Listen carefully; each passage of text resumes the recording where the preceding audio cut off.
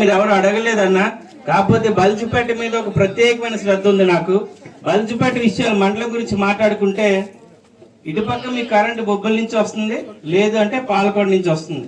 పొరపాటున రెండిట్లో డిఫికల్టీ ఏమైనా వస్తే మొత్తం మండలం కూడా చీకటం అయిపోతుంది. గత పాలకులు ఎందుకు ఆలోచించలేదో నాకు అర్థం అలా. ప్రత్యేకంగా ఆలోచించి బల్జుపేటలో ఆల్రెడీ స్థలాన్ని కూడా చూడడం జరిగింది, మీరు చూపించి ఉంటారు. 133 kV తీసుకోవడం జరుగుతుంది. ఈ మండలానికి కావాల్సిన పుష్కలమైన కరెంట్ సప్లై ఇటువైపు బొబ్బుల మీద డిపెండ్ లేదు, ఇటుపక్క పాలకొండ మీద డిపెండ్ లేదు. మీ కరెంట్ ఓన్లీ మీ మండలానికి ఇవ్వాలన్న ఆలోచనతో ఒక 133 kV మనం సబ్ స్టేషన్ పవర్ స్టేషన్ కూడా తీసుకోవడం జరిగింది. అలాగే ఈ బల్జిపేటకి డిగ్రీ కాలేజ్ ప్రపోజల్ కూడా పంపించున్నాం. ఇక్కడ డిగ్రీ పిల్లలు ఎవరు కూడా పారదపడం రానవసరం లేదు, ఇంటర్మీడియట్ చదివితే ఇక్కడే డిగ్రీ చదువుకోవాలని. ఇది మీరు గమనించాలి యువకులు. గత పాలకులు ఏం చేశారు?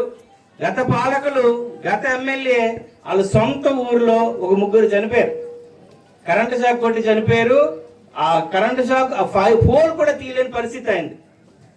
ఒట్టి మాటలు చెప్తారు ఇదిగో అదిగోనని. మన భాషలో చెప్పాలంటే అంత అన్నాడు ఇంత అన్నాడు, ఏదో రాజు ఒట్టి మాటలు ఏదో చెప్పాడని ఒక పాట వింటాను.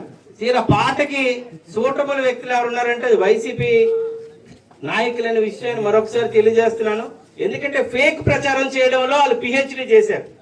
ఇందాక చెప్తున్నా, ఆర్సిల్ మెటల్ కంపెనీ తీసుకొచ్చింది, మనం అయితే అది నేనే పెట్టానంటాడు. గూగుల్ తీసుకొచ్చిందంటే అందులో కూడా నేనే ఉన్నానంటాడు. ఈడు ఇది తీసుకొచ్చాడంట, లాన్ ఇంకోటి తీసుకొచ్చాడు. అలాగే వింటే మా తాత రాజారెడ్డి ఈ దేశానికి స్వతంత్రం తీసుకొచ్చాడని కూడా చెప్పినా మనం ఆశ్చర్యపోవాల్సిన లేదు. ఆ మొత్తం అందరినీ చంపేశానని చెప్పినా, బ్రిటిషర్స్ అందరినీ చంపేశానని చెప్పినా ఆశ్చర్యపోవసం లేదు. వింటే చెవులో ఎన్ని పూలని పెడతారు.